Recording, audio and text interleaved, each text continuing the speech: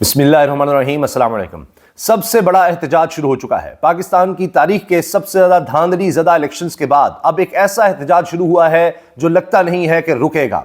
कराची में जिस तरह से बड़ी जमातों के बड़ी तादाद में लोग निकले हैं, उसके बाद ऐसे लग रहा है कि यह एहतजाज अब आगे जाएगा और हुकूमत बेबस होती नजर आ रही है। जिस तरह का डाका मारा गया है वोटों पर, अब लोग भी निकल रहे हैं। इससे पहले ही कॉल दे दी गई थी एहतजाज की और आज ये नजर आ रहा है कि कराची की बड़ी शाहराहें बंद हैं। खुद कंटेनर लगाकर पुलिस ने सड़कों को ब्लॉक किया कि लोग आगे ना बढ़ सकें, लेकिन बड़ी तादाद में लोग निकले हैं और मुजाहिरीन को गिरफ्तार भी किया गया है। दर्जनों मुजाहिरीन जिनमें खवातीन भी शामिल हैं, उन पर लाठी चार्ज किया गया, उनको गिरफ्तार किया गया है, तशद्दुद किया गया है। इसके बावजूद लोग आगे बढ़ रहे हैं। अब ये जमातें कौन सी हैं? ये जमातें हैं जनाब, जमात इस्लामी, GDA है, JUI है और तहरीक इंसाफ इसमें शामिल है।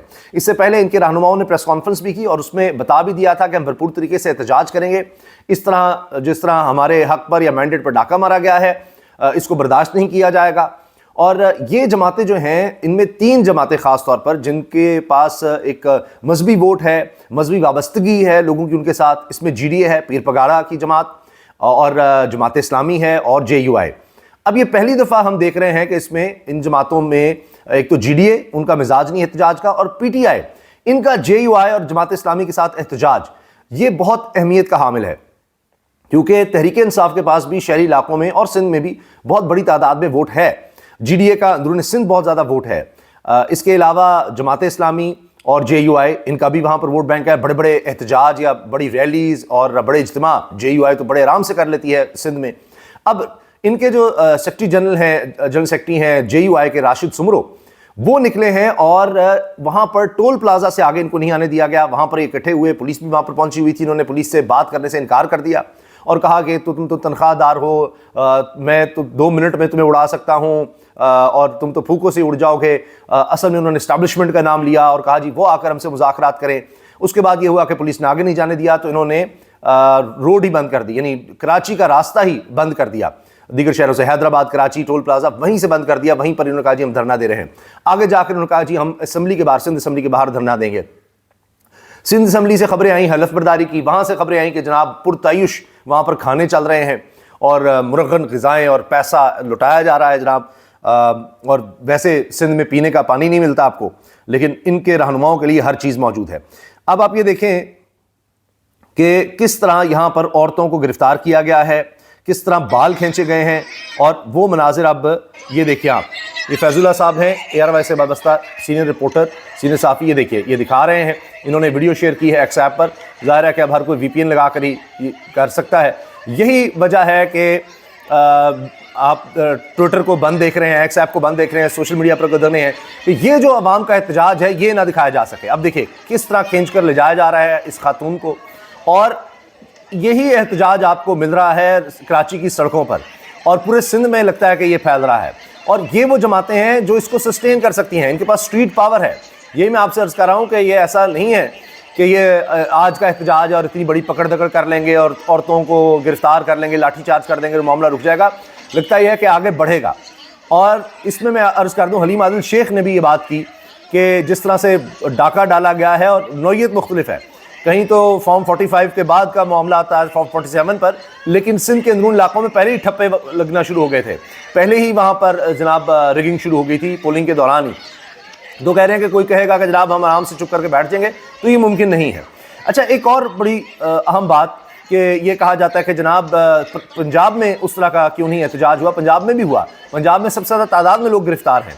अब यहाँ पर होता यह है कि पता है कि जनाब यहाँ से अदालतों से कोई रिलीफ नहीं मिलना। आप इमरान रियाज का केस देख लें, पता है गलत और झूठा केस है, लेकिन उसमें अदालत क्या कह रही है जी, जवाब सुन लेते हैं जी, आ जाएँ जी, पीर को ले जाएँ जी, अजीबोगरीब बातें की जाती हैं। लेकिन सिंध हाई कोर्ट में हम देखा, चीफ जस्टिस के रिमार्क्स देखें इंसानी हुकूक के हवाले से, और अभी आप देख लीजिए ये ट्विटर एक्स ऐप बंद होने के हवाले से उनके रिमार्क्स देखिए। इलेक्शन के बारे में जो कुछ उन्होंने कहा chief justice Sindh high court ने कि जी सारी दुनिया को नजर आ रहा है किस तरह के इलेक्शन हो रहे हैं, वो देखिए आप। इस तरह पेशावर हाई कोर्ट है। बाकी तो Islamabad high court, supreme court या लाहौर हाई कोर्ट, वहाँ से किसी को उम्मीद ही नहीं है कि इंसानी हुकूक की या उनके लिए आवाज़ उठाई जाएगी, या ये होगा कि जो बुनियादी इंसानी हुकूक हैं, एहतजाज का हक है, उस बारे में कोई आपको कुछ करने देगा। तो ये भी एक वजह है। अच्छा, इसके साथ आप देखें कि ये जिस तरह ख़वातीन को धक्के पड़ रहे हैं, ये देखिए आप, फिर पीपल्स पार्टी कहती है, ये देखिए आप, कि जी बिलावल साहब कहते हैं औरतों के हकूक, औरतों के हकूक।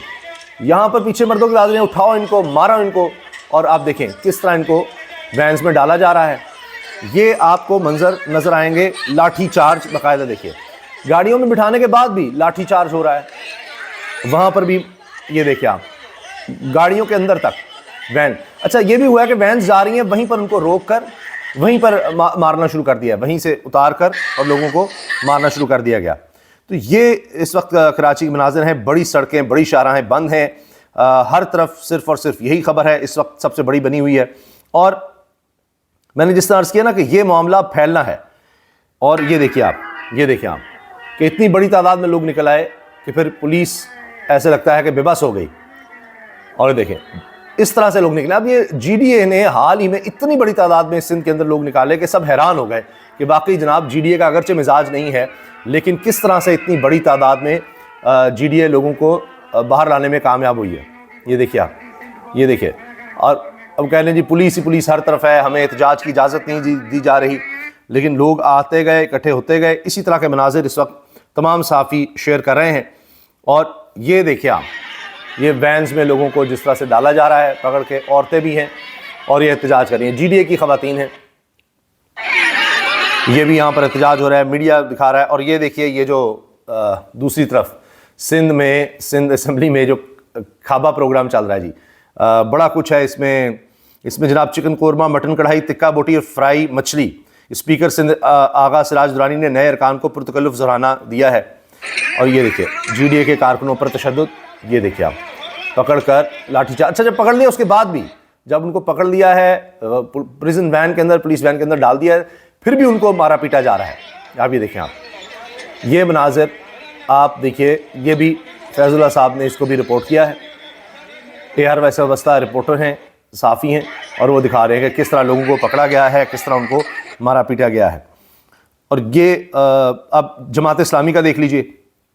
जमात इस्लामी के कराची के जो अमीर हैं नईमुर रहमान साहब, जिनको बड़ा सराहा जा रहा है कि उनको कहा गया अच्छा खामोश हो जाओ, तुम्हें भी, तुम्हारे हिस्से भी कुछ डाल देते हैं, जिस तरह सबके लिए बंदरमांड की है तो आपको भी हम सीट दे रहे हैं। लेकिन उन्होंने कहा कि ये चोरी शुदा मैंडेट मुझे नहीं चाहिए, जहाँ से हम जीते हैं हमें वहीं से रिज़ल्ट चाहिए, लेकिन इस तरह से नहीं कि जनाब हमें खामोश कराने के लिए आप जो है समझें कि जी बस जहाँ से हम हारे हुए हैं, यानी तहरीक इंसाफ के उम्मीदवार जीते हैं।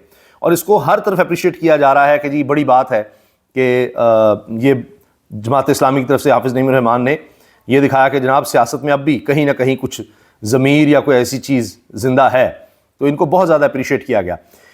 इसके अलावा जनाब बहुत वीडियोज़ इस वक्त आ रही हैं, अपोजिशन की जमातें जिनको साथ मिलाने की बात हो रही है। कहा जा रहा है हलीम आदिल शेख की तरफ से कि जी सब जमातें सिवाय MQM, पीपल्स पार्टी और नून लीग, इनके अलावा हम सबको इकट्ठा करेंगे और सबको साथ लेकर चलेंगे। इसी तरह ये अब इस वक्त नेट के भी मसाइल आप जानते हैं, और ये जो एक्स ट्विटर ऐप है इसके मसाइल हैं। वरना आप देखें ये भी वीडियो मौजूद है, ये भी फैजुल्लाह साहब ने शेयर की है कि वैन के अंदर से लोगों को निकाल कर और उनको मारा पीटा जा रहा है। और ये जमात इस्लामी का एहतजाज शुरू हो चुका है, और उसमें भी नज़र आ रहा है कि जी ख़ुद इसको लीड कर रहे हैं हाफिज़ नईमुर रहमान साहब एहतजाज को, और आगे बढ़ रहे हैं। अब ये मामला इस तरह रुकता नज़र नहीं आ रहा, और लगता यह है कि पूरे मुल्क में इसका दायरा कार फैलेगा। जबकि दूसरी तरफ जमात इस्लामी हो या GDA हो, JUI, इनका तो अपना एहतजाज चल रहा है। तहरीक इंसाफ की तरफ से ये भी कहा जा रहा है कि हम अदालतों में भी जाएंगे, और वो फॉर्म 45 वाला जो मामला है उसको लेकर आगे। और अब देखिए इलेक्शन कमीशन किस तरह भाग रहा है कि अभी तक फॉर्म 45 वो अपलोड नहीं किया, अभी भी ज़ाहिर है वो जाली बनाने में मसरूफ़ होंगे, इसी वजह से अभी तक ये नहीं काम कर सके। और इसके साथ साथ एक और मामला ये है कि तारिक फजल चौधरी साहब को मैं देख रहा था, वो कहते हैं जी फॉर्म 45 नहीं है लेकिन जीत मैं रहा हूँ। तो फॉर्म 45 हो ना हो, उनको बता दिया कि आप जीत रहे हैं, आप इस चीज़ को छोड़ें। तो ये जनाब इस वक्त सूरत हाल है, और देखते हैं आगे क्या होता है। मुझे लगता है कि ये हुकूमत अभी बनी नहीं, इतने मसाइल हो गए हैं कि ये हुकूमत चल नहीं सकेगी, क्योंकि अवाम का जो वोट है वो इनके साथ है नहीं, और ये एहतजाज किसी ना किसी सूरत में मुझे कंटिन्यू होता नज़र आ रहा है। और कोई इसमें दो राय नहीं है कि जिस तरह ये हुकूमत बनाने की कोशिश हो रही है, इसको चलाने की भी इसी तरह से कोशिशें होंगी, लेकिन बीच में रुकावट अवाम है। अल्लाह हाफ़िज़।